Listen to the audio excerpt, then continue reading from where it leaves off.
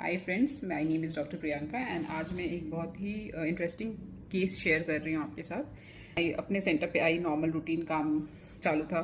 इस बीच में मुझे पता चला कि ओटी में एक कोई इमरजेंसी केस चल रहा है। तो मुझे क्यूरियोसिटी हुई, जिज्ञासा हुई जानने की।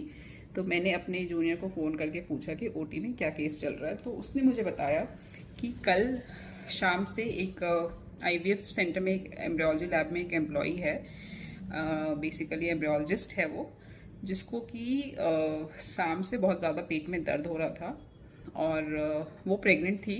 उसको शायद मालूम नहीं था कि वो प्रेग्नेंट है या उसके पीरियड्स इरेगुलर थे, इस वजह से उसको मालूम नहीं था कि वो प्रेग्नेंट है और उसको कोई भी अल्ट्रासाउंड नहीं करवाया था उसने प्रेगनेंसी का। तो उसको एक हफ्ते से पेट में दर्द हो रहा था, ऑन एंड ऑफ पेन होता था, रुकता था, होता था, रुकता था, ऐसे करके चल रहा था।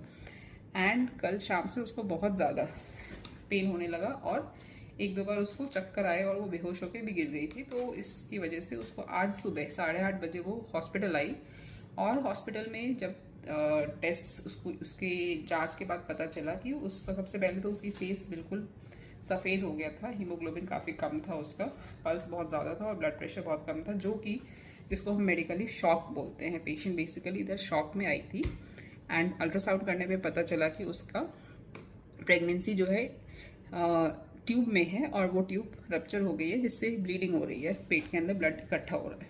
तो उसको लैप्रोस्कोपी के लिए लिया गया और लैप्रोस्कोपी में वो ट्यूब जो फट गई थी उसको कट करके निकाला गया और उसको अराउंड 2 लीटर उसके पेट में ब्लड इकट्ठा हो चुका था। ये एक मेडिकल कंडीशन है जिसको हम एक्टोपिक प्रेगनेंसी बोलते हैं।